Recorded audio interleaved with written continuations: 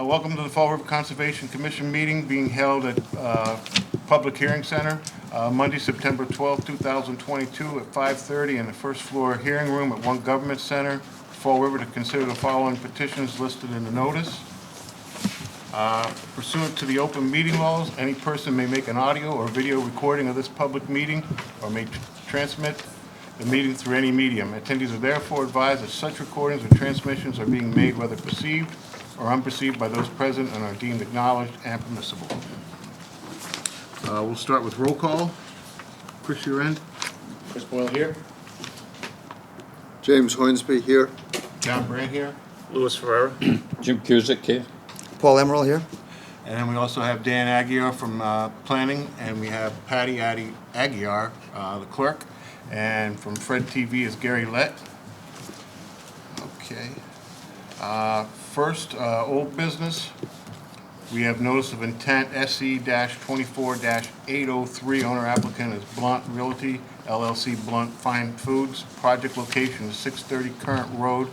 Assessor's map is D-21-006. Filed by Level Design Group on behalf of applicant. The applicant proposes to construct an additional 19,100 square foot manufacturing addition and 4,065 square feet of maintenance addition to an existing warehouse, office facility, and parking lot. Good evening, Mr. Chairman. Dan Campbell, Level Design Group, on behalf of Blount Fine Foods. What we have for you, and I've highlighted a plan this evening, is in addition, basically infill of the existing building. So the existing building line is here. There's a gravel parking lot in the front of the building here, all the way up to the edge of the road currently.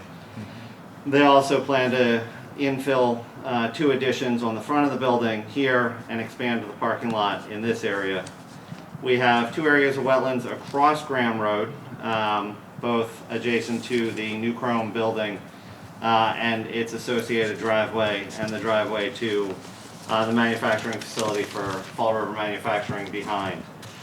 So the 100-foot buffer zone in this area. Our on-site wetlands are at the end of the building. We've been here previously for wetlands replication when we did the phase 2 addition in this location on the structure. What we're looking to do tonight is those two additions as well as the parking lot and its associated drainage. So the front of the building as it stands today has drainage which runs to a location adjacent to the building, daylights towards the wetlands in this location, and then the small parking lot that's on the end of the building here daylights through a CDS unit also towards the existing wetlands. We're looking to take a certain quantity of the roof drainage, run it back to that drain system that was originally put in as an overflow to the parking lot system, put in a new drain system under this proposed parking lot to detain, slow down the water, relocate one of the cross drains from the street system and daylight to this location. Same location that it is today, expanding the riprap, making sure to put it through the treatment structure out towards the wetlands. So it's roof drainage primarily, some parking lot for the small parking lot down in that area. The drainage at the front of the structure is going in underneath the parking lot here, and it actually daylights to an existing drain at the corner and out. In addition to those structures on site, because of other activities, because of the drainage on Graham Road has never been very formal, we are planning to put curbing all along the edge of Graham Road, all the way from the corner onto the property, at each of the driveways, putting in vertical granite curb to formalize the drainage system along Graham Road as well. So there is some work on the roadway. The majority of the work is on site. A lot of it is pulling back the gravel that has existed or changing that gravel into a building. Does the board have any questions? John, if you want me to add, so over the last few months, we've worked with the applicant to revise plans to address a few outstanding comments. They have done that, so I think the plan set that we have is acceptable for the requirements of the Wetlands Protection Act. There were a couple of items that I would like to still see addressed, which I have drafted for you, and some draft conditions for the order of conditions to be issued. One thing of note, and we had discussed this in the past, was the applicant has paid for the approval and delineation of the existing wetland system. There have been a number of filings in the past that actually permitted a bunch of work but never locked the line in place. So this line that's shown on this plan now is accurate. It's fairly consistent with what's been approved in the past, so at least now the applicant and the commission has a line that's locked in place for a number of years. If any further work is to be done, you'll have a better starting point than where you were. All So right. you'll see in the proposed conditions a couple of items regarding some of the outstanding orders, as Mr. Campbell had explained. There have been a number of permitting procedures on this site. So one of the conditions of approval will be to get all of those cleaned up, closed out, as we move this project along. So that area was reflagged too, so now I see you have the conservation signs up. So the parking lot is the extent to... Correct. Correct, and we will make sure to maintain the flags and the conservation signs throughout the time period of construction. And as we've agreed to with Mr. Aguirre, make sure to start closing out the permits as they exist. It seems that a lot of the permits overlapped with each other, may or may not be in the same file, but if we close out all of the files, it'll help not only the city, but help the applicant in future applications. Yeah. Sure. Okay. So if no further questions, I'd like to have a motion to COC occupancy sign off. But before that, I want to add our standard conditions, plus a couple of new ones to this one. Would be the project approval is subject to submission of final plans, calculation to be reviewed by city engineer. No permit can be granted without the approval of these documents by the city engineer. Also, all site work, including but not limited to the entire stormwater management system, utilities, asphalt to the binder, final grading with loom, seating shall be installed as built and inspected prior to issuance of a certificate of compliance. 3, all outstanding orders and conditions shall be satisfied and certificates of compliance be issued prior to the issuance of a certificate of occupancy. And also prior to the start of work, all local, state, and federal permits or approval relevant to the project, including an NPDES permit, shall be obtained and copies of such submitted to the Conservation Commission. And one more item we wanted to add was the stockpiling of material shall not take place within 100 feet of the jurisdictional wetland area. Can I have a motion? So moved. Second. Second? Roll call vote? Aye. Aye. May want to ask for public input first? Oh, public, do we have any input from the public? Okay, so we had a motion and a second. Chris said aye. Jim? Aye. Aye. Aye. Yes. Okay, all right. Thank you very much. Have a good evening. You too. Second on the list is a request for a determination of accessibility. RDA 178, owner applicant is Paul Furlan, administrator of community utilities. Project location Atlantic Boulevard. Assessors map is A-15-0056 and A-15-0071. Filed by Santec Consulting Service, Inc. on behalf of applicant requesting determination of acceptability on whether the work completed on the plan is subject to the Wetlands Protection Act under the area, or the work completed on the plan is subject to the jurisdiction of municipal wetland ordinance or bylaws by Fall River. This was tabled from August 1st. Thank you very much, Chairman. Paul Furlan, the Administrator of Community Utilities for the City of Fall River. The project that we're here for tonight is in relation to our water main replacement project, the city's water main replacement project. This is part of our Contract 1 ARPA water main replacement contract. Throughout the city, it's over 17,000 linear feet of water main replacement, as well as roadway reconstruction. The area that we're in front of you tonight to talk about is the area down by Atlantic Boulevard. This is Atlantic Boulevard. We're going to be replacing the water main on Atlantic Boulevard. and also the side streets that go up from Atlantic Boulevard. The project also does consist of reconstruction of Atlantic Boulevard, as well as the sidewalks and curbing that's affected within that area. Most of the work within the project is exempt, as it's roadway maintenance or construction. There is some areas where we're doing betterments to it, adding accessories, which may or may not fall in jurisdiction. And Lori Benoit, project manager, environmental services project manager, and wetland scientist with Stantec. I'm the one who... Could you use the microphone? Sorry. Yeah, good evening. Lori Benoit, environmental services project manager with Stantec Consulting Services. And I'm the one who conducted the assessment of the coastal resources along Atlantic Boulevard. And so what we have,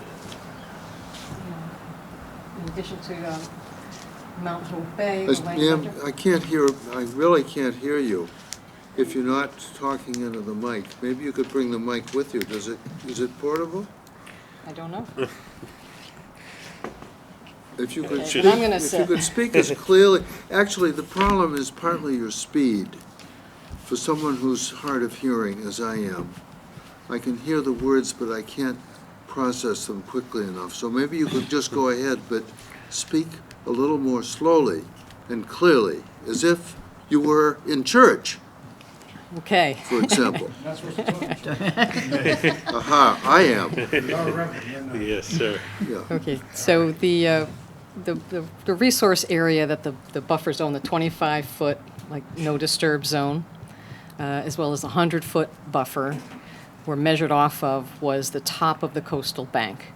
Now, if you're at all familiar with the site at Atlantic Boulevard, there's quite a steep slope there.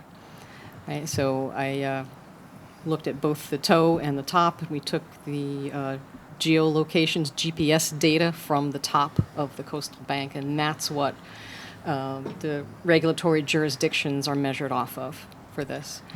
And there's also land subject to coastal storm flowage. So it is VE zone, the velocity zone. And there are public amenity improvements within these regulatory jurisdictions that would be not exempt like the rest of the in-roadway work is. So If you want, I'll talk a little bit about what those Yep. what those are. So Atlantic Boulevard, and then it matches up to down here, continues and dead ends. So this is the north side. This is down the end next to the wastewater treatment plant. Right over here in the middle is where you have Mount Hope Ave that comes down. So we'll be replacing the water main running this whole entire length with the new 8-inch ductile line water main tying into Mount Hope Ave, as well as our treatment plant. Some of the things that we're planning, so right as you come down Mount Hope Ave, we'll have an area over here on the curb line that's just gonna have some granite laid within the asphalt, as well as where the pier goes out, there'll be a granite walkway going that way, along with a sign that was built by a local manufacturer that was done by the BCCG group, was an improvement that they were making already. We're going to be replacing some of the park benches down in that area with newer park benches. We'll also be adding some areas of trash cans that'll be down there. The other thing that we're going to be doing is down in this area, there's some very small or oddly placed concrete barriers so people don't drive up on the grass. Down in this area, heading down here, you have some small stones and stuff like that, and old concrete structures that are there. Those will all be removed. We're going to be taking historic granite that's currently stored behind Durfee, and we'll be adding that in that area to keep any parking on the roadway. So those are some of the things that we'll be doing over there. There's a small planting bed that will be reconstructed as well for the community to be able to use for plantings. No, that street isn't a street that normally floods, is it? That's pretty, Yeah, no, we don't have much flooding down in that area. You have some up on some of the dead-end streets Right, off yeah. of Mount Hope Avenue, but there you pretty much get country drainage that runs off going down. does the board have any questions? Comment. Okay. I walked it. I look forward to your improvements. I've been there for a number of times, and this will be open to the public, will it? Yeah, so again, it's a city street. The public is open and welcome to go down there. If you go down there now during sunset times or other times, it can be I did. quite Yeah, beautiful. busy. Beautiful, yes. All righty. So can I have sorry about that again. Sir, just state your name and address. Nuno Barboza, 296 Atlantic Boulevard. I'm the last house next to the sewage treatment plant. I'm the only house in the flood zone. And cement barriers that he's talking about is Jersey barriers was put in after Hurricane Bob because the street eroded. And it was just a fall off, so they put Jersey barriers there to protect from Oh, okay. the wave action. And also riprap to protect us from the hurricane. Right. And also at the end, there's a emergency ramp for city vehicles if there's a problem in the water. It's not for public, it's just for emergency vehicles. And our past counselor, she put up some park benches and barrels. And one has just been replaced, was missing because the plows hit it every winter. So they replaced them, and like the park benches are kind of shabby now. But like I say, he's gonna put curbing, you're gonna put the granite where the Jersey barriers are. So it'll be large blocks. We have, so if you've been by the new Durfee, it's actually blocks that we got from one of our old CSO facilities. They're roughly 6 to 8 feet long, 2 feet by 2 feet, so. Are they gonna stand high as a Jersey barrier? They'll be a little bit lower. They'll probably be about this high off the ground, but it'll should serve the same purpose as the Jersey barriers. So because those Jersey barriers helped a lot, because during the winter, sometimes the tides are real high, and the water does come in the street, and that helps. Okay.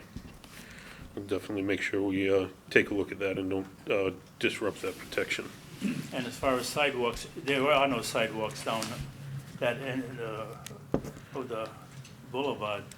Everybody planted their own trees and shrubs on the Yeah, so sidewalk here, so you'd be tearing up their flowers and stuff if you go down there and put a sidewalk. You're not putting sidewalks, are you? we're gonna be redoing sidewalks in certain areas of it. Okay, where the yeah. sidewalks are? Yeah. All right. That's currently the plan. Like I say, my house is the only house in the flood zone. You're on the water side, right? Oh, you're on the other side? No, the other Okay. house that's on the beach there, that survived 8 hurricanes. That was a freak of nature.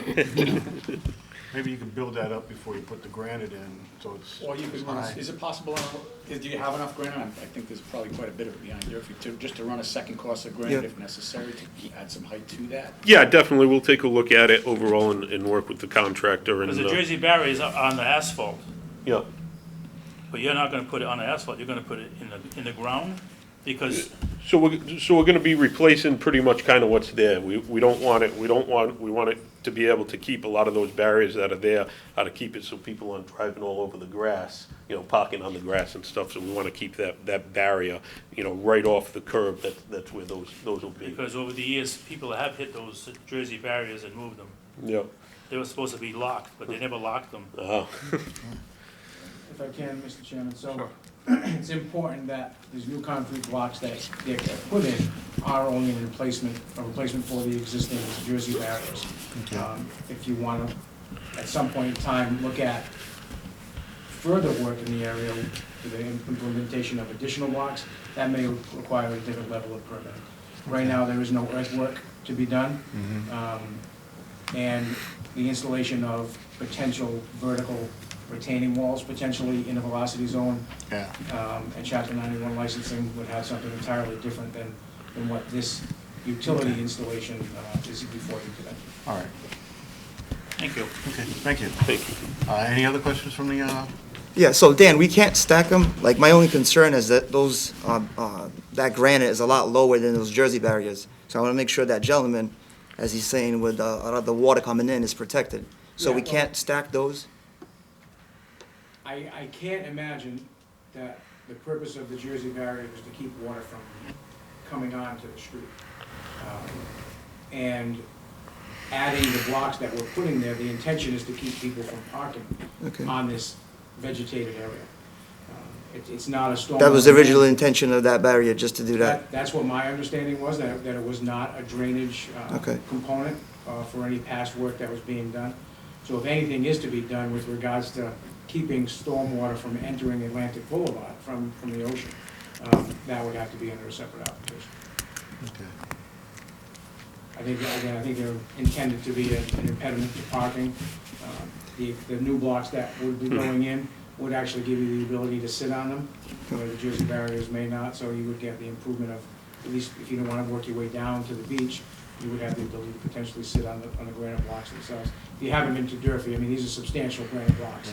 Oh, yeah. I think they're the same blocks that we're using for the Fall River sign, right? The Welcome to Fall River sign down there by Cosset Street? Similar to them. I'm just concerned They're that this, substantial. yeah, what my concern was that this gentleman says, I know the intention was not to stop some of the water coming into the street, but he's saying that over the years it has helped. And I just want to make sure, Mr. Furlan, if you can follow up with him after we put the block there, if he has any concerns, or, you know, just work with him to see Yeah. what we can do in the future if it does become an issue.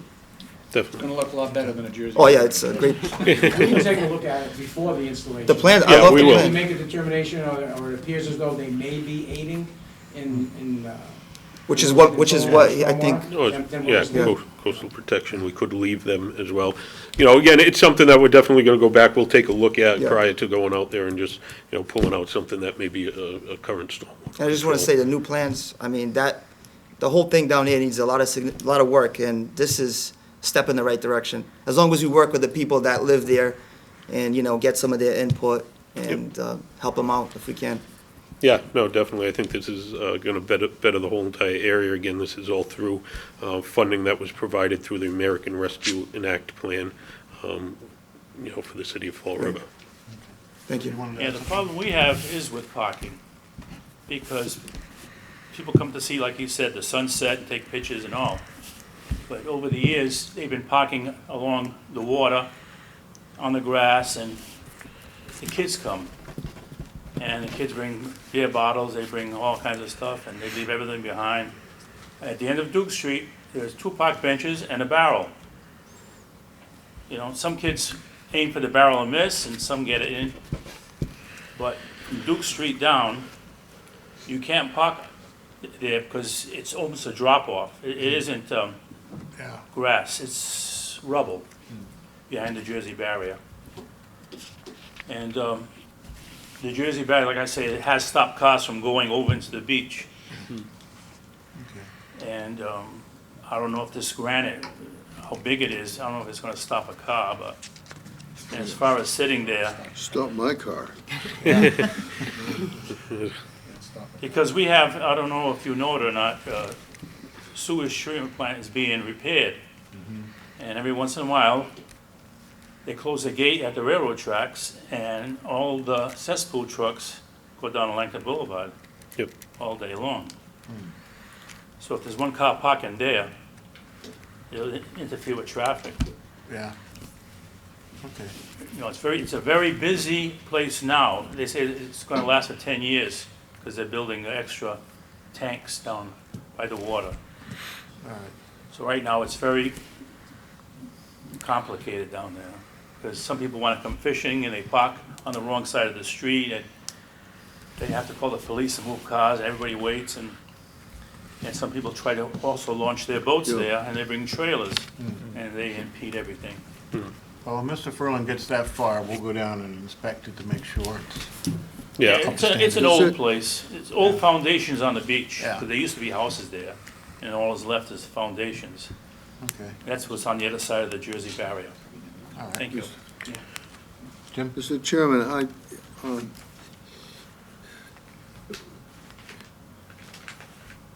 I'm not aware of any overall plan for that area that would provide parking, would meet the needs, because it's going to be an attractive place, yes? And, It's a beautiful place. yeah. Now, I had no trouble parking. Well, I was the only person there. Okay. Is there an overall plan for developing and particularly including preserving the beauty of the place? So, again, I take care of the water, sewer, stormwater for the city. Right. This, what we're doing down in this area was just something that through the ARPA contract, we felt would be nice to add on to beautify that area. The overall development of parking or other situations within that area really doesn't fall underneath my jurisdiction. So you don't know of any? I'm not aware of any, no. I do not know of any. First step would be is to get all of the infrastructure updated, which is what Paul Furlan's office is doing. Right, I'm not, But that's not to say at some point in time that there couldn't be other plans for site improvements down there. and also where do we make sure that, well, I'm just concerned that they all fit together, you Well, there's know? only so much room down there, so Yeah. that's why doing anything beyond what's being proposed now would need to meet a different performance standard under the Wetlands Protection Act. I can't see there being room to construct piers or parking. That wasn't, well, I I mean, think the especially parking would have since to you're be under across the construction street. at the sewage plant. Yes, somehow. And you might, when you're done, might have additional parking that can be for public, but right now you don't have. At the wastewater treatment plant, I can tell you we're a very small site, 14 acres for a 110 million gallon a day plant with Yeah. weather flow. It's very constrained as we are. Right, okay, but that's a consideration. That's- Yes, without a doubt. All right, so no further questions? I just have one more question, if I may. Sure. I noticed on the plans, there's gonna be some silk sacks installed. What is the maintenance gonna look like for that? Is that something that your department is gonna be overseeing? So this is gonna be done by a contractor, the whole entire project, so it'll be under the contractor's jurisdiction to do it. We have a full-time on-site representative provided by Stantec that'll be on-site also, making sure And that. typically, how long between they inspect to make sure that, that it's clear, or? I can answer that. In our standard conditions, that's stated in there, it has to be done every day, inspecting. It is on there? Yeah, Okay. so that's built in, so Okay. instead of us every time having somebody come before us and making sure we go over everything, we just have a standard which lists the silk, Okay. silk, all that, so, yeah, that'll be, This project shouldn't run longer than a season, really, right? No, I expect that the contractor will probably do the majority of the water main work this season, and then probably in the springtime, get out there to be able to do all the remediation, the street and the roadway reconstruction. all right. I also know that Mount Hope Avenue is the only way you can get on Atlantic Boulevard. It's isolated down there. Yeah, Because a couple of years back, we had a problem with the underground pipe from the sewage treatment plant, and it blew up, and it ate up Mount Hope Avenue. And we were isolated down there because it blocked off the railroad tracks. Yeah, so So if there's any calamity, we're yeah. isolated. yeah, I'm sure that was probably 2010 when the tunnel overflowed in Mount Hope and Yeah. Columbia Street were both Yep. highly impacted. Okay. Yep, with Tupper Pond Rose, and, 36 inches of Just, full pond. Thanks. All righty, so can I get a negative termination? We're going to check boxes 2, 3, and 5, and with our standard conditions. You asking for a motion? Motion, So yes. moved? second, Okay, roll call vote? Aye. aye. Aye? Aye. Aye. All right, thank you, Paul. Thank you, guys, very much.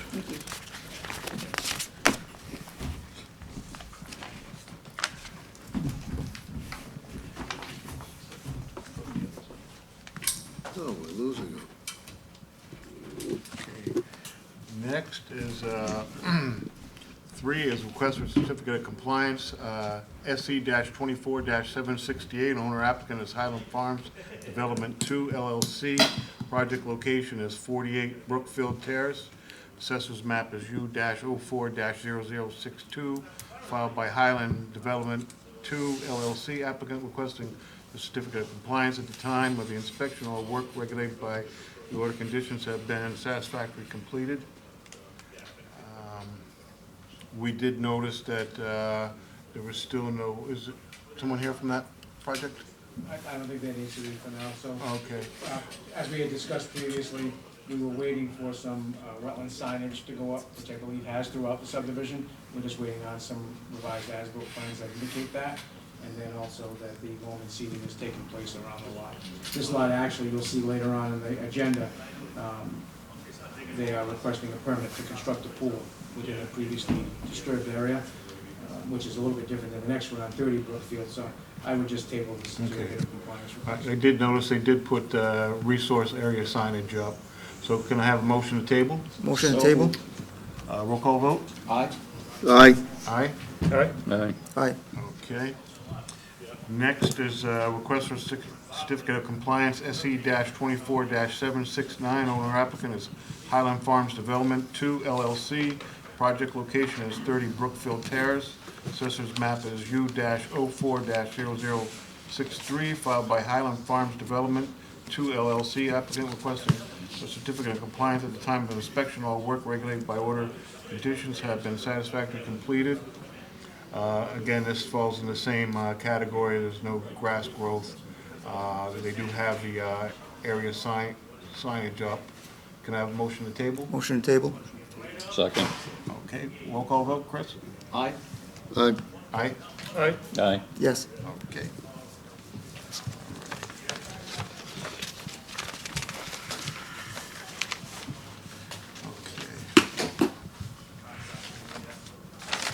Next on our list is a notice of intent for SE-24-804, owner applicant Fall Redevelopment Authority, VMD Company LLC, project location Innovation Way. Assessor's map is W-19-0185 and 089, filed by VMD Company LLC on behalf of applicant. Application proposes to construct multiple warehouse parking and loading facilities. This was tabled from August 1st meeting. Good evening, Mr. Chairman. Brian Dunn with MBL Land Development and Permitting with offices at 5 Bristol Drive in southeastern Massachusetts. We are the civil engineers and surveyors of record. And good evening, Tim McGuire. I'm the wildlife biologist and wetland scientist for this project.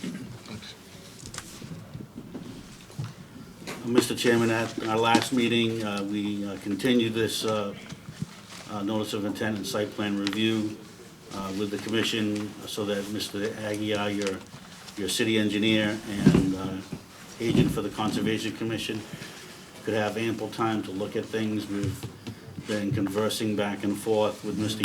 Aguirre in regards to some of the changes to the plans, in regards to some of the stormwater stuff and test pit data. We submitted another set of plans for him to take a look at. I know that you probably want to hear from Mr. Aguirre in regards to some of his findings. We would like to be able to move forward with this public hearing and hopefully have the commission vote to issue an order of conditions. Okay, Mr. Chairman. thank you. Dan, you want to fill the committee in on? Yeah, so we've been working diligently with the applicant to get some revised plans in and deal with a few outstanding items. I did receive a set of revised plans at around noontime today, have not had a chance to delve too deeply into them. It's important to note, and the applicant I'm sure can address this or present it for you as well. Although this is a very large project, there is minimal activity in the buffer zone. In fact, I don't think there's a building in the buffer zone. No, actually, we looked at those calculations through the chair, Mr. Chairman. So we've got a multitude of area, like 143 acres. So based on the amount of buffer zone work that we're doing, is about 1.12% of the lot Yeah. that's in the 100-foot buffer zone. There's no wetland alteration proposed as part of this project. And the other caveat that the commission should really be aware of is that we have the 10 state standards with the stormwater rules and regulations, but the covenant that's associated with this parcel of land has further restricted the stormwater rules and regulations. So instead of having TSS removal at 80%, we're required to have 90%. So we've met that. And then the other part is that through this type of project and working with MISA and Natural Heritage, we're granting 52 acres, almost half of the land. It will never be touched. So we've designed everything around that conservation restriction area of 52 acres. We've tried to limit the amount of work that we have in the buffer zones with no wetland alteration whatsoever. Okay. So I want to look at that magnitude of, 1.12% of the entire lot is the buffer zone That's what we know. that we're altering. Yeah. And if I can add, really the work that is being done in the buffer zone is usually some site grading. Really only the building in the back that has some driveway within 50 feet of the Correct. wetland. They've upheld the 25-foot no-touch zone. So really we're just coming down to drainage, logistics of drainage, how that gets handled, which I'll have to review. But as far as the Wetlands Protection Act goes and the performance standards of such, I don't see why the commission couldn't, if they chose to issue an order with some special conditions handling the stormwater aspect of it and the logistics of how the stormwater design works. Right, By all because means, we without also question. had back and forth with Mr. Aguirre about recharge. And I think that we have a way of working around that, so that when it comes time to, when we start building all of these buildings, as my understanding as a few minutes ago, that they want to build everything at the same time. All of the grading, all of the drainage goes in. So there's ways of making sure that while we're waiting for a building pad to be poured and whatnot, to make sure that the stormwater is being recharged, there's ways of getting around that, so that Mr. Aguirre can say, okay, I can sign off on a building permit or a CO because we've gotten this far with the infiltration systems and the recharge to groundwater. I'm sure that we can come up with a solution. Okay. Sounds good. What it boils down to is that we have multiple building sites, and these are Right. all almost 300,000 square foot buildings. And there are different, the drainage system has been designed in a singular fashion to meet all of the requirements. So in order for it to function, it all needs to be in. Right. So we can't just build one building and try and be done with that. So the applicant understands completely that the entire drainage system and site improvements will need to be completed Right. before a building can be occupied. And we were just talking with our client and the applicant, and they've signed up one site contractor to do all of them at the same time. So it's happening the way Mr. Aguirre would like it to. Oh, good. Sounds good. Do we have any questions from the board? No, again, at the last meeting, my only concern was it didn't alter the local hydrology so that it would impact or basically dry up the wetlands. I think Dan is pretty confident that you got a plan going forward, and I think we discussed it at the last meeting. That would have been my only concern. But, Dan said you guys got it covered, so. Perfect, thank you very much. All righty. All right. Any questions from the audience? Okay. All righty. So I'd like to have a motion made for order of special conditions with our standard conditions, plus we have a couple we'd like to add in. First, the project approval is subject to submission of final plans, calculations to be reviewed by a city engineer. No permit can be granted without approval of these documents by the city engineer. 2, as stormwater management system designs and subsequent compliance with the Department of Environmental Protection standards can only be achieved upon full build-out. The parcel shown shall be combined into a singular parcel prior to the start of construction. 3, all site work, including but not limited to the entire stormwater management system, utilities, asphalt to the binder, final grading with loom, seating shall be installed as built and inspected prior to the issuance of a certificate of occupancy for any building or subdivision of the parcel. And 4th is prior to the start of the work, all local, state, and federal permits and approval relevant to the project, including an MPDES permit, shall be obtained and copies submitted to the Conservation Commission. And last, stockpiling of all materials shall not take place within 100 feet of any jurisdictional wetland area. Can I have a motion? Make a motion to Second. issue those order conditions with the additional orders you Okay. read. Second? Second. Okay, roll call vote? Aye? Aye. Aye? Aye. Aye. Yes. Okay, thank you. Thank you very much, Mr. Chairman, members of the commission.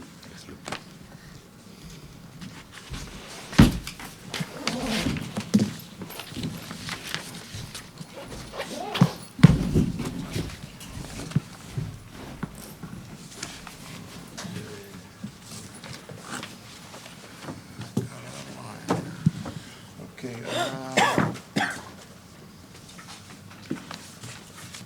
okay, on the new business.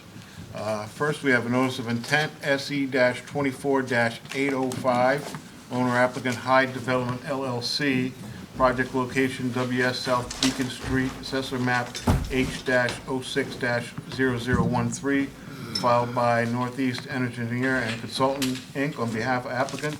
The applicant proposes to build a self-storage facility consisting of 4 separate H buildings associated with access parking area, utilities with 100-foot to the bordering vegetated wetlands. How we doing? Good. Good evening. For the record, Jeff Holman from Northeast Engineers and Consultants. Do you have your cards and the? I do.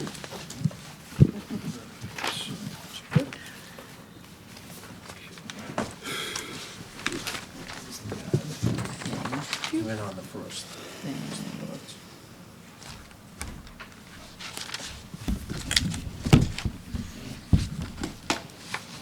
Now, Dan, this is when you talked about, we revised. Yes, yes. Okay.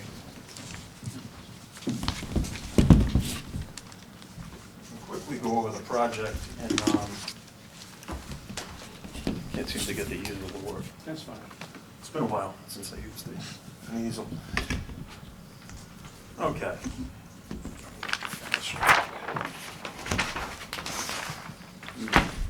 Okay, again, for the record, my name is Jeff Tallman from Northeast Engineers and Consultants. Here representing Hyde Development, the applicant for the self-storage facility located on South Beacon Street. The project site is located on the west side of South Beacon Street, right at the entrance to the former Duro manufacturing facility. The project site's about 1.8 acres in size. Excuse me. And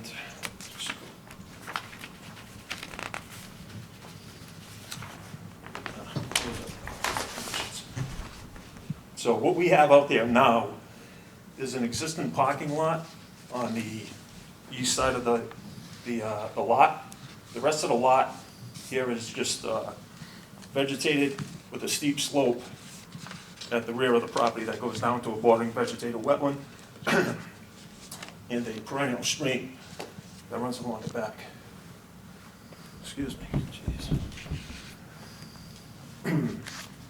What the applicant is looking to do is to construct a self-storage facility consisting of 4 buildings, which are numbered buildings 1 through 4. Building number 1 up in this location, 2, 3, and 4. Building number 4 is a small building, which would be the office for the facility, and also some small air-conditioned units. The majority of the work that we're proposing on this site is outside the 100-foot buffer zone. There is some work. This is the highlighted area here. This is the buffer zone. We are proposing some work at the rear of the property within the buffer zone itself, but we are maintaining a minimum of 35 feet separation between the bordering vegetated wetland and the proposed disturbance. After receiving the initial comments when we filed for site plan review, and also, for the site plan review from the city engineer and other city departments, we've decided to scale back the project slightly. So this plan that you see before you tonight is slightly different than the one that was filed with the notice of intent. what we've done is we pulled back buildings 1 and 2, 20 feet. We've taken off the end here, and building number 3, 10 feet. And the location of building number 4, which is well outside the buffer zone, has been shifted away from South Beacon Street to allow access in and out of the parking area. Stormwater for the site is going to be, the site slopes from east to west down to the, towards the wetland. What we're proposing to do is to collect the stormwater at the rear of the site and, well, sorry, let me backtrack. The main treatment that we're going to have is we're collecting all the rooftop runoff, and we're putting that into 3 separate Coltech recharge systems located in between the buildings. We have gone out and done test pits. The soil is suitable to handle the infiltration. What we're doing in terms of the surface runoff from the parking areas is we are proposing some catch basins and a berm to be located at the back of the property here. 4 separate catch basins will collect that runoff, put it into a storm scepter unit, and then we have added, as part of our revision, a 4th Coltech chamber system in this location here. Now, that has been sized to handle the first flush, static storage for the first flush of runoff through the site. The initial calculations that we provided with the notice of intent did comply with the Mass Stormwater standards. However, after looking at some of the comments and concerns of the city departments, we have decided again to scale this back slightly. In my opinion, it's a much better project. The pavement is actually now about 20 feet off of the top of the slope.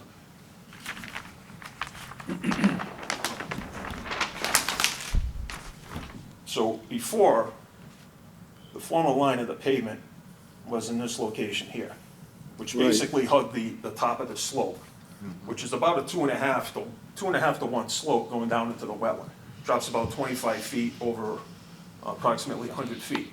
Yeah. So we've scaled everything back. We've put this berm in to stop the water from coming down to the asphalt and going directly into the wetlands, and we're going to collect it in the catch basins. Well, on the other side of the berm, we are proposing a bit of a swale. In the event that a large storm does overtop the berm, it'll be collected in the swale and then brought down into a, we're going to have a small infiltration basin located up at the top here. Again, all the runoff from these catch basins will be collected, put through a storm scepter, and then small flows will go into this system here, and that would be able to handle anything like below about a 1-inch rainstorm. Anything above that would surcharge this system and then end up in this infiltration basin. In the event that the basin overtops, we are proposing a level spreader to be located to the west here. And then the water would spill over that level spreader and then go down into the slope, into the well. Other than that, it's a pretty straightforward project. Again, the majority of the work that we are proposing is outside of the buffer zone, but we do obviously have some work in the buffer zone. But now with this redesign, I think it's a much better project, especially from an environmental standpoint with the improvements we made. So that's a basic overview. I'd be happy to answer any questions that the board might have. One question. Yeah. The fourth unit, you said is for surface discharge? Correct. Okay, Yes. make sure I heard that correctly. Yes. And all the runoff collected in the asphalt will pass through a storm scepter unit before going into that Oh. system.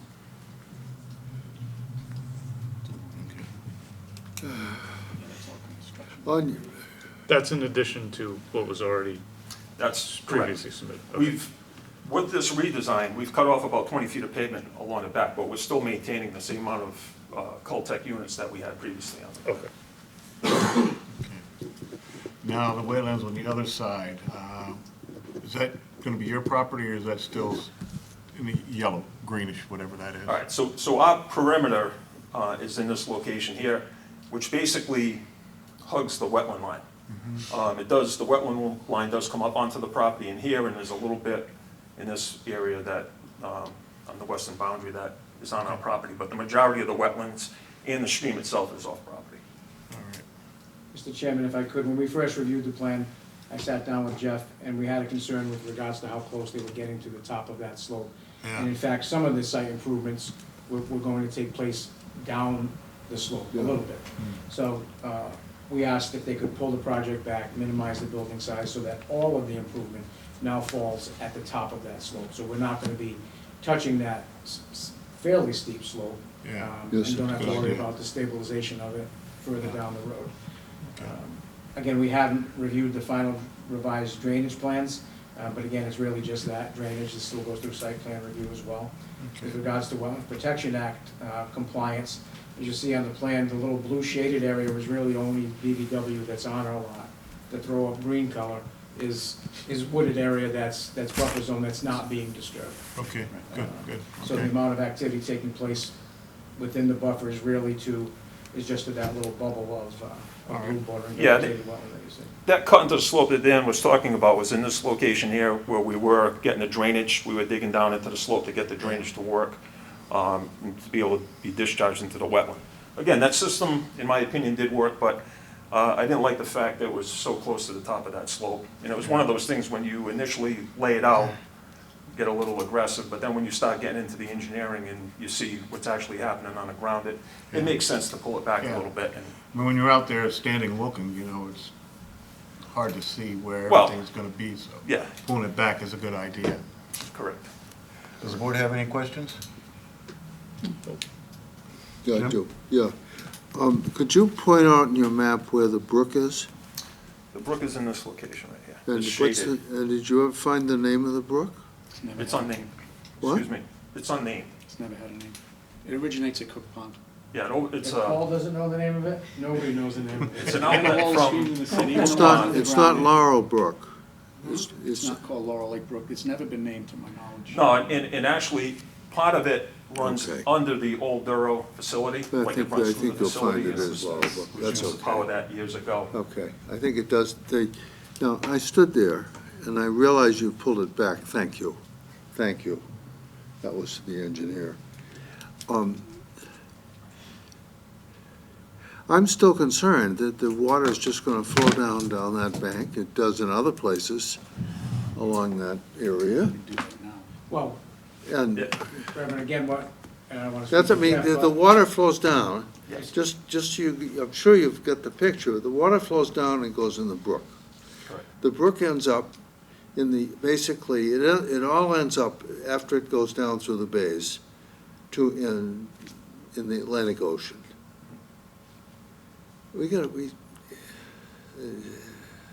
We should need to be careful, that's, Reverend, Well, exactly, and that's what we've done here is, so there are compliance right, requirements. see, I'm going on the old No, thing, but I was even the old prepared plan, to vote against it But, coming but in even the here. old plan, we've asked for some improvements to ensure that we have zero increase in water. So the amount of water that's going to that stream now will be the same amount of water that's gonna go there after.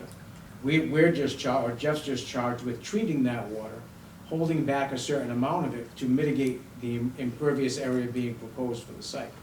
What's very important is that we don't decrease the water that's going to that stream. Currently, water that runs off that site, and this site has had some history, if you remember, with some wetland violations and fill piles being brought in. So Concrete waste. we have an existing parking facility in association with Durham, has no drainage system, has no curb. Then we have another half acre of disturbed buffer zone that's just bare dirt. Yeah. Those conditions are what creates a problem. So the proposed conditions here, one, not only allows the developer to develop, but we're also getting an improved stormwater management system than what's currently out there on the site. And if I'm not mistaken, and Dan, you correct me if I'm wrong, but the reason why you have that steep pitch there is because they were bringing in fill and waste and basically backfilling towards the wetland. Yeah, it looked like it had Going been on for filled. years, and Years. that's, I mean, Yeah, going back 30, 40 years, it was used as a dump, construction debris, things like that. And the reason why you have that pitch is because it originally all pitched down very gradually, but bringing in all the waste and everything else, they just backed it off and filled it backwards down towards the Okay. stream. One other item I want to address, and especially because Paul was here, through site plan review, we've asked the applicant to provide the city with an access easement to be able to get to this stream, because right now there are portions of this stream that we can't get to for maintenance purposes. So through, not through the Conservation Commission, but through site plan review, we are expecting to be granted this easement that the city at its own cost and at its own permitting could potentially create the ability to get down to this stream if something needed to be cleaned or to be able to maintain it in a more responsible manner. Okay. Any further questions? Might want to check with the audience too. Okay. Anyone in the audience? No? Okay. I'll vote for it. Alrighty. So can I have a motion for a special condition with our standard conditions and also adding one, project approval is subject to submission of final plans and calculation to be reviewed by city engineer. No permit can be granted without the approval of these documents by the city engineer. 2, all site work, including but not limited to the entire stormwater management system, utilities, asphalt, the binder, final grading with loom seating shall be installed as built and inspected prior to issuance of a certificate of occupancy. And prior to the start of work, all local, state, federal permits and approval relevant to the project, including MPDES permits, shall be obtained and copies submitted to the Conservation Commission. And last, stockpiling materials shall not take place within 100 feet of any jurisdictional wetlands area. Can I have a motion? So moved. Second? Second. Roll call vote? Aye. Aye. Aye? Aye. Aye. Yes. All right, thank you. Thank you very much. Thank you. Can we just get the audience, in case you have a question? Mr. Chairman, can we take item 4 under new business, North Main Street, City of Fall River? That's one Sure. subject. Can I have a motion to take item 4 out of, Motion to take item 4 out of order. okay? Roll call Second. vote? Aye? Aye. Aye. Aye. Aye. All righty. Step back up. Notice 4 is intent SC-24-0806. Applicant City of Fall River, owner American Consolidated Corp. Project location is WS North Main Street. Assessors map is T-16-0014, filed by VHB on behalf of applicant. The applicant proposes to conduct a culvert maintenance to repair, including construction of a stone check dam. Thank you very much, Commissioner. I believe you were provided with revised plans.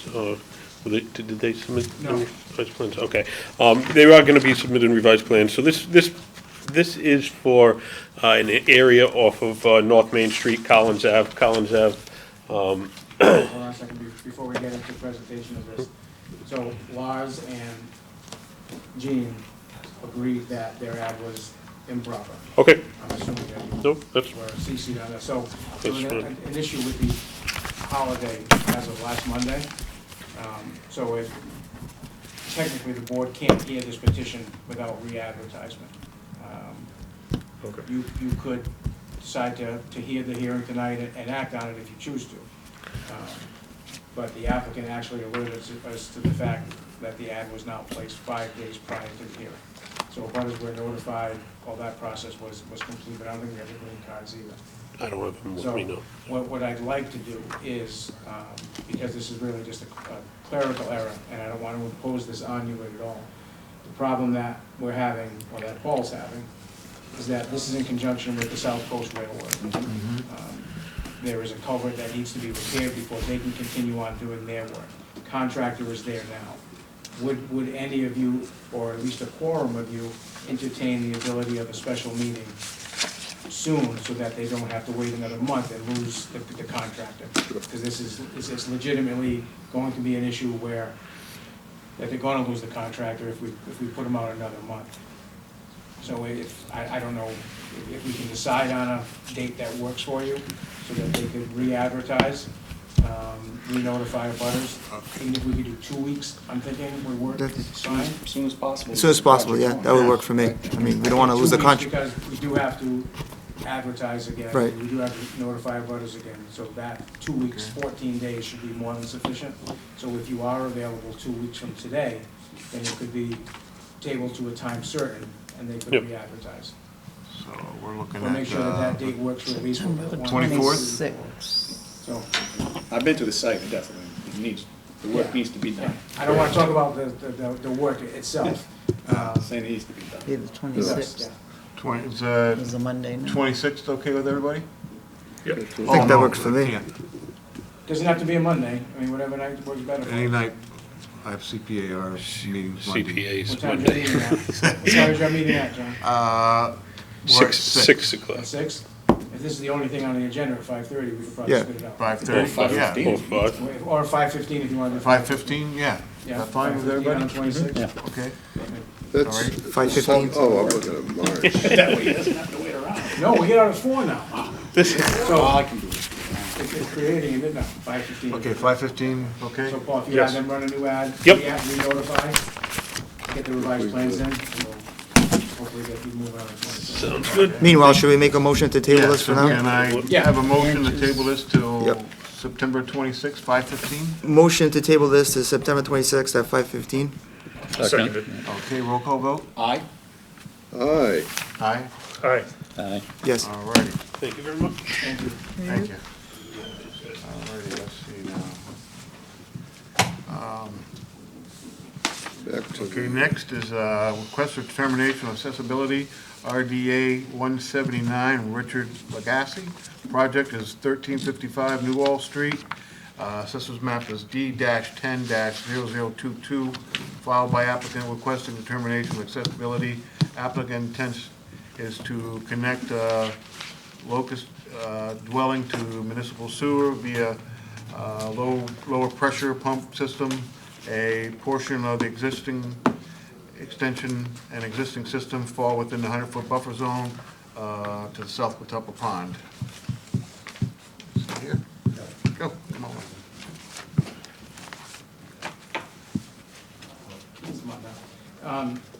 Chair, if I could, so this petition is to run a sewer extension in existing New Hall Street and to connect the existing two homes, right, at the very end? Or just one? Well, it will be, it won't be my neighbor at the time, correct. So the very last home on the right-hand side will be tying into the sewer main now, which is Okay. not the case currently. So this would be a great improvement to the environment, getting rid of any type of cesspool or septic system that's on the Right, lot. yeah. All the work is within the existing improved lot or the paved surface. Erosion control has been proposed around the bottom of the work area. So I see no reason why you can't recommend the issuance with the negative determination boxes 235. Okay. Does the board have any questions? Is he gonna sit and talk or? No, he doesn't. What was his name? Richard Legassi, former owner. So I had, the household retainage money, actually, this is the new owner, Okay. and we got the third. Oh. that we went through, yeah. So we get rid of two septic systems. Well, the next door neighbor, he's not here, he's on this plan, and you probably got a copy of this plan. Tim Yeah. Long. Yes, sir. He's correct. no, was So this, you're closest to the pond. Yes, right, I think He's he's right outside, on it. he's definitely Yeah. outside the buffer zone. So getting rid of a septic system. Yes. Yeah. My Yes. first question is, and I think I've asked this before, when you were sitting here, what happens if there's a, like, so you're pumping up gradient, right? Yes. yeah, What happens in the event of a prolonged power failure? Is there any redundancy? in the That, system? So what happens is the. actually, I could take, well, go ahead. Well, You you've know. learned about force main sewers over the years, I know you have. I know By I all have. means, There's go it's a big tank, and it should last 10 days, I'm told, ahead. 250. Of course, you have to be, cognizant of the fact that you only have so much room, but there is a holding tank associated. Yes. Oh, there is, okay, I didn't know that, good to know. Yeah. Ready? Fine. I actually had a question. Is this were you required to do this? Well, Because of the past Title sale? V. It's What? either put a new septic system in Right, or which put we sewer. can't, so either like a tight tank in the driveway or tie into the sewer. And Okay, you had two to put houses it, up wait a there minute, just so I understand it, because by the way, we're neighbors. I live on Lake Ave, just, Oh, really? just, Okay. street or two over. What I'm asking you, so you could have put in a fancy septic tank in the front of your house? Correct. Or Okay.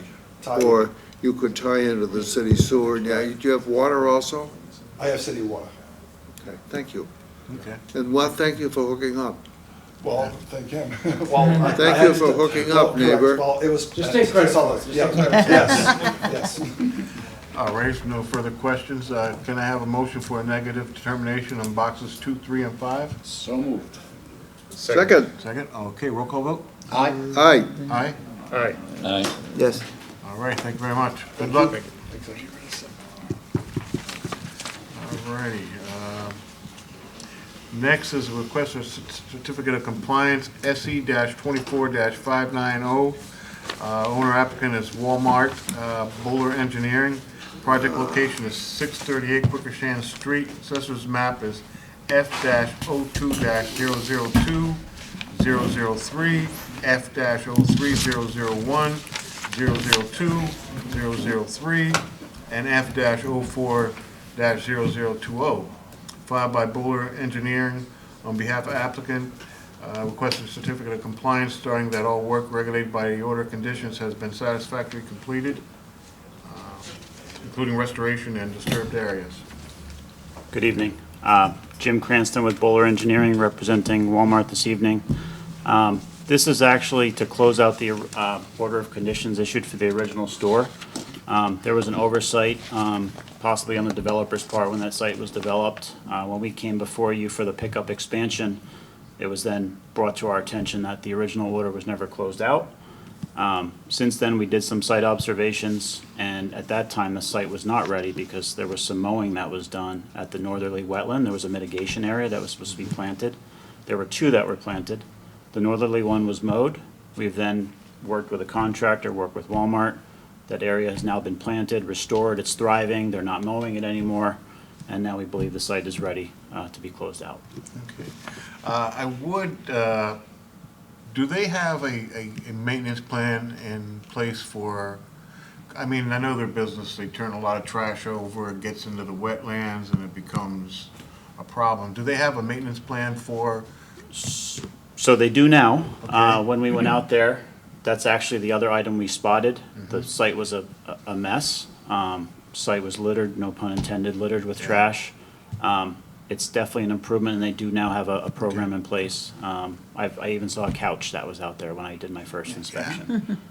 It definitely seems like it's less of a dumping area. Yeah, I mean, I looked it at seems a again lot today. better since the Yeah. first time. I mean, the restoration, it's growing in fine. Of course, you're always gonna have a trash issue, always. Yeah. But, so there was trash there today, but as long as, it seems like they have been keeping up on it, so.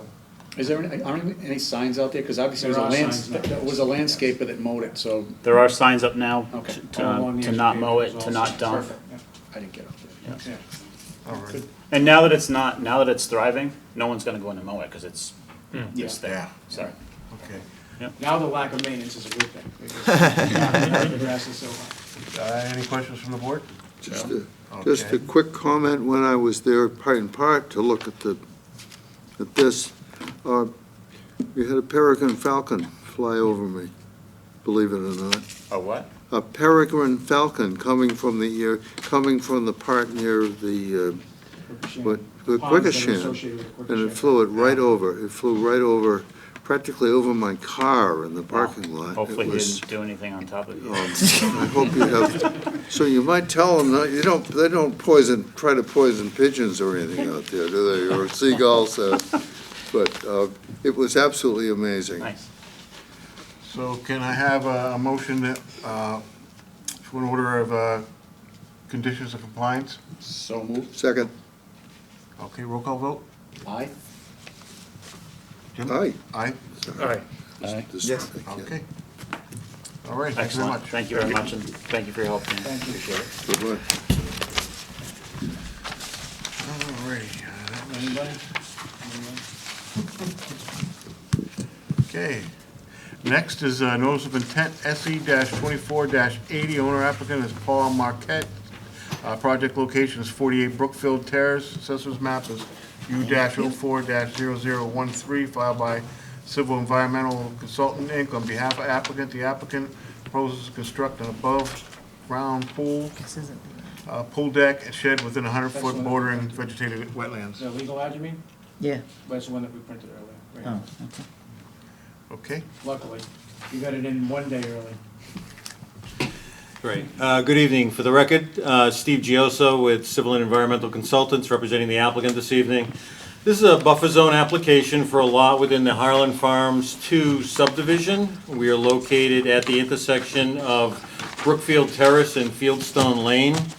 So this is a lot that has been developed. It went through conservation review for the house development about a year ago probably. The house has sold, and the current owners would like to be able to locate a pool with a small deck associated with the pool and a shed in the backyard area of the house. This is buffer zone. We would have a silt fence erosion barrier as depicted on the plan installed. I think as you mentioned earlier this evening, there was a request by the developer for a certificate of compliance for this lot. The lawn area hasn't been established. There's obviously some things that need to occur in order for that to be issued. So this is good timing on the part of the current owner to try and get permission to construct the pool. There'll be no proposed grade changes associated with this. They'll work with the natural topography. It's a modest sized shed, 10 by 14 shed, and the pool would be an above ground pool. So the preparation work would be a basic setting up the foundation for the pool, some sand that goes down, but no topographic changes being proposed. And then obviously they'll have to reseed and reestablish the lawn that does get damaged if this project is approved and they're able to move forward with the pool construction. So again, limited to the buffer zone, previously altered areas for the most part, and I think adjacent to a detention pond. There is a detention pond that's been constructed partially on the property, and that does extend, quite a bit closer to the wetlands than a lot of the other work on this particular development. So looking for permission to add the pool in the shed. Mr. Chairman, if I could, as I previously stated during the certificate of compliance discussion, there was an abutting parcel that the homeowner had gone in and put in the pool without getting a permit. When we brought that to the attention of both of these homeowners, this homeowner, and I commend him for it, went through the proper steps to get the proper permit to install the pool. It does fall within the limits of the previously approved work, that there is still not a certificate of compliance being issued for. So the only thing that I would say is, as a special condition, is whatever condition was in place prior to, with the old number, carry forward, and that they both be wrapped up in the same certificate of compliance with both file numbers at a later date. Again, this is all within the approved limit of work for the subdivision and for this lot itself. Does the board have any questions? No, my only concern is, maintenance of the pool, whether it be backwashing, draining during the event of a storm. Where's that, you get partially chlorinated water, where will that be discharged? That's my only concern. You can make a condition of whatever distance you feel is adequate, that pump and backwash facility needs to be 50 feet away from the BBW, or wherever you want it to be, or whatever distance you're comfortable with as a condition. Because they don't show the equipment, you can put a condition that the equipment be placed. Yeah, it's just, because that's a pretty steep grade back there. Not so much now, no. Okay. So what happens is a walkout basement. Okay, yeah, I was so out there when originally the site work was Okay. done, so. Yeah, I'd just like to see an order, listen, I make sure that, my hope it's a responsible homeowner. I would just not like to see, a drain hose from a pool down gradient out towards Steep Brook. That's my only concern. Yeah. What we've done in the past, not with this commission, but you can require that all backwashing be done into an underground pit at a distance, 50 feet away from the wetland, whatever you're comfortable with, so that. Put a quick dry well in? So, well, that's what I mean, yes, Yeah. some kind of a pit. And to note on this, part of the reason why this pool is pushed so far back is because the roof drain dry well installation for the house Adjacent. is directly behind the house. So for them to put some type of a backwash pit closer to even the infiltration chambers for the house, I wouldn't want to pipe it into it. No. But directly adjacent to it would be fine. Yeah, it doesn't have to be anything significant, just dig a hole. And if we say a distance of 50 feet from the bordering vegetated wetland, they should easily be able to. Do they have enough room to do that? Because Yeah. I don't want to handcuff them. Here's a dimension of 25, so here's the wetland, so even if we put it up over here, Okay. that'd be fine. Yeah. So like on the southerly side of the pool, there's room. Okay. to What does that involve for the homeowners? Is it as basically a pit with rocks and just Yeah. drain it Dig a towards? hole and put. So they're Something. backwash, I mean, at my house, the pipe for backwash does not go onto the ground. It goes into a pit, so you don't see the water coming out of it. So it'll just allow it to. Yeah, I mean, I don't want to impose any They undue couldn't hardship. use Right, the that's- same on the pit that they homeowner. have there? No, I would not put it into the roof drain pit that's there. Okay, all right. I mean, like I said, I don't want to put any undue hardship on the homeowner. It's just that, When you're talking about backwashing, it's a very small amount of water. Right. But again, you don't want it, they're not gonna want it on their grass, because it's gonna kill the grass if there's chlorine in it. You don't want it to be into the wetland or into the detention pond. So putting it into some type of a pit would probably be. I know in the past you've conditioned pools and the equipment specifically with some special conditions. Yeah. So we might wanna dig that out for future pools, but this one. Don't worry it's about really- it. Really not close.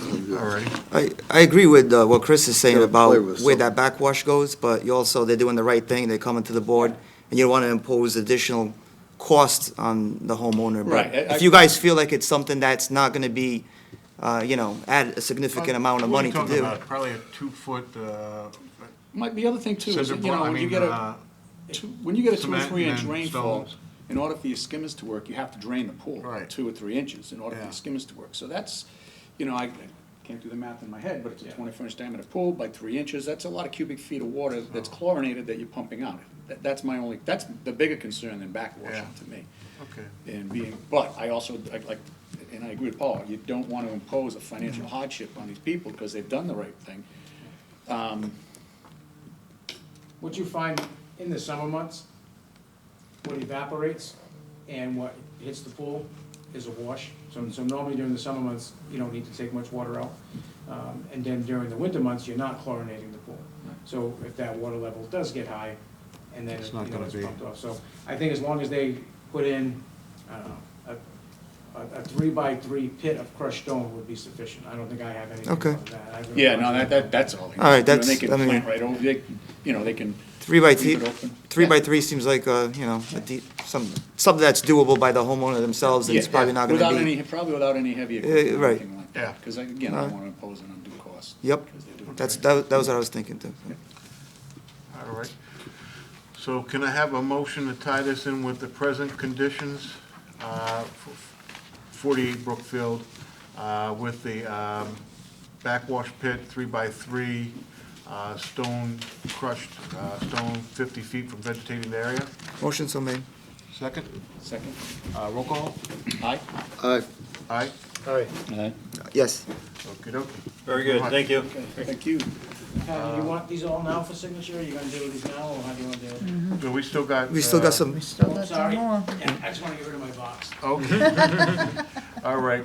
Next, we have receipt of correspondent put it review up and there, discussion of permanent solution statement, RTN 4-0029419 in front of 240 Flint Street.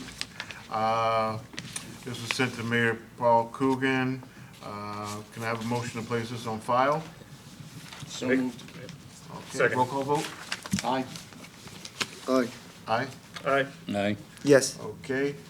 Next is a request for certificate of compliance, SE-24-752, owner applicant William DeSpirito, project location 97 Terra Marie Way, assessor's map is T-25-65, filed by, one of these days I'm gonna get this guy's name right, Gorstekis Engineering on behalf of applicant requesting certificate of compliance, stating that all work and regulated by order of conditions has been satisfactorily completed. I've been out quite a few times actually on this one. If you remember, they had filed a certificate of compliance, and that's when it was discovered that they had altered that wetland that was down on the slope. They've gone in and done a super job with pulling out that fill, restoring that wetland, trees, shrubs. I mean, we required the top level of restoration on this. Fencing, signage, they've really done a good job. Yeah, they did a nice job. They really have. So I see no issue with you issuing the COC and releasing them from the enforcement action. Okay. Board have any questions? None? No question. Okay, so can I have a motion to grant a certificate of compliance? So moved. Second. Roll call vote? Aye. Aye. Aye? Aye. Aye. Yes. Alrighty. Next on the agenda is approval of the minutes from August 1st, 2022. Can I have a motion? Motion to approve minutes?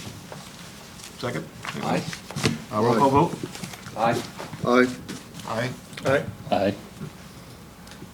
Okay, and before we end, I just wanted to add to, I wanted to start a committee for wetlands bylaw protection for the city, instead of just focusing on the state, but also for us to have a stronger bylaw. And I asked Chris to head that up. They'd like one more volunteer, if we could, what do you guys want to? You slid that by me. You were gonna head it up. This was a while ago. Well, again, it's very important that we don't have a quorum of the commission. I'm gonna help you, but we need just one other volunteer. We're not gonna reinvent the wheel. We're gonna go out to other communities, see what they have in their bylaws, and then come back, discuss it in front of everybody. Then we have to submit it to the city council for their approval. So everyone, on their own time, can propose or investigate, research what you think you may want. It has to be discussed at a hearing. And we'll put an item on the agenda for discussion of, so start your wheels turning, and we'll make sure that we get it on an agenda. Could be anything from, if you go and you look at other municipalities, even the fee schedule, there are additional fees other than DEP's submission fees. Everybody has them. Some of them are dramatic, some of them are minor, but the city may want, you may want to increase some certain fees for certain items that get submitted. So. Is that like the factor that got us to, trying to put this committee together?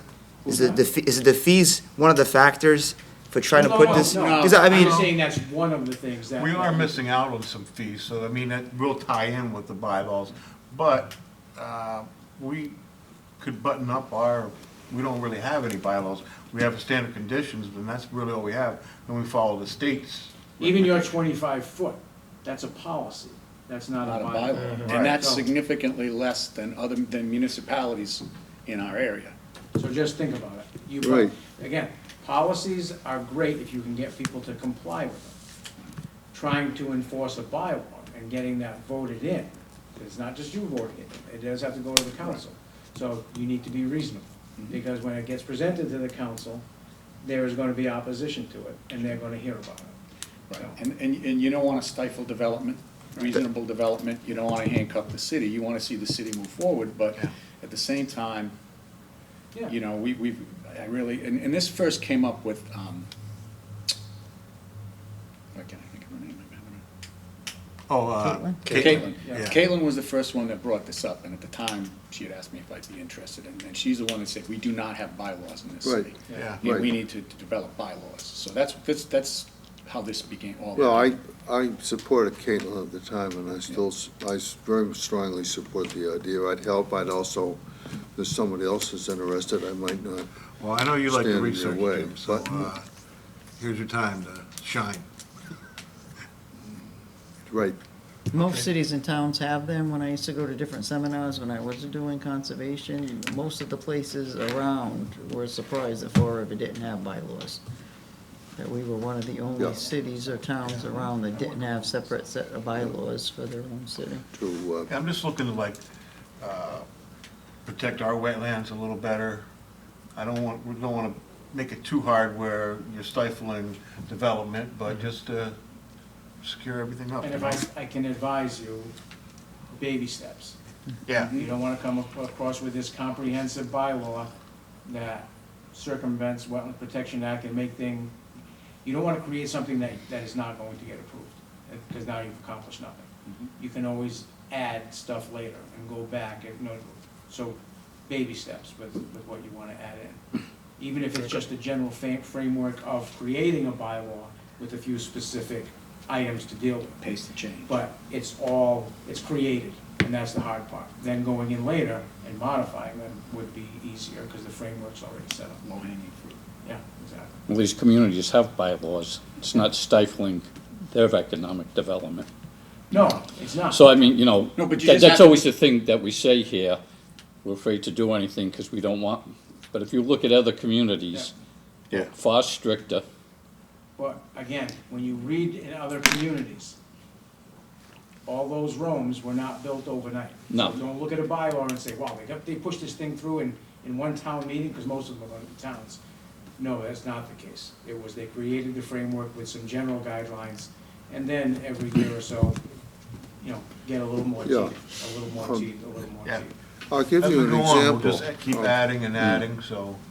An example of this is when we were constructing the Uwekashan River quick bike path, there we go. We met, Elaine and I met with the then Mayor Lambert, and we simply had we wanted to protect basically the Quikashan, and we added to it essentially all the shoreline along the rivers and lakes. Well, that was a mistake. We got away from our original purpose, and Mayor Lambert did not like it, and we talked to a couple city councilors, they didn't like it, and we didn't do it, and it turned out we really didn't need it as much on the Quikashan River as we did on some of these other places and we're familiar with what these are. By the way, one of them we need to really look at is the Unnamed Brook, which I suspect is the Laurel Brook, but that's all right. All righty. What? Well, It originates from Laurel Lake. if we can have a motion to adjourn. But I Motion to adjourn. Second? Second. Roll call vote? Aye. Aye. Aye? All right. Aye. Yes. All right. Thank you, folks.